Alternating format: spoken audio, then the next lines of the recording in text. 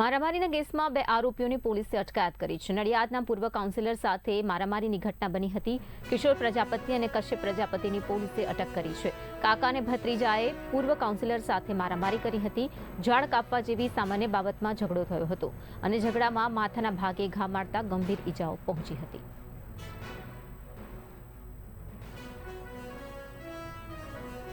તો પોલીસે કાર્યવાહી કરી છે। ઝાડ કાપવા જેવી નજીવી બાબતે ઝઘડો થયો હતો અને માર મારવામાં આવ્યો હતો, ગંભીર ઈજા પહોંચાડવામાં આવી હતી। આ તમામ ઘટનાની ફરિયાદને આધારે પોલીસે પણ કાર્યવાહી કરી છે। તુરંત કાર્યવાહીમાં બંને આરોપીની અટક કરવામાં આવી છે। અટકાયત કરીને વધુ પૂછપરછ શરૂ કરાઈ છે। કામિની ટેનામેન્ટ જે છે તેમાં રહેતા એક કશ્યપભાઈ પ્રજાપતિ, પછી જીનલબેન પ્રજાપતિ અને કિશોરભાઈ વરિયા, આ 3 જે ઈસમો છે તેની વિરુદ્ધમાં જયનગર સોસાયટીમાં રહેતા રૂપિત પિયુષભાઈ પટેલનાઓએ એક ફરિયાદ આપેલી છે। બનાવની વિગત જોવા જઈએ તો આ રૂપિતભાઈ જે છે એમના વિસ્તારમાં એમના જે માતૃશ્રી છે પેલા અગાઉ કાઉન્સિલર હતા, એટલે પોતાના વિસ્તારમાં પ્રી મોન્સૂનની કામગીરીમાં ઝાડ કપાવતા હતા।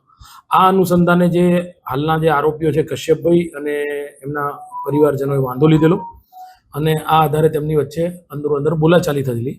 ત્યારે આ કશ્યપભાઈના જે સસરા છે એ કિશોરભાઈ વરિયા એ પોતે લાકડાનો દંડો લઈને આવેલા અને એમને આ લાકડાના દંડાથી રૂપિતભાઈને, એમના માતા અને એમના પિતા પિયુષભાઈને માર મારેલો।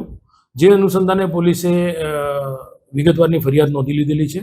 બીએનએસની કલમ 115, 118(1), 54 અને 151(2), 351(2), 352 અન્વયે ફરિયાદ નોંધેલી છે। આ આધારે પોલીસે આ ગામના જે આરોપી છે કશ્યપભાઈ અને કિશોરભાઈ બેની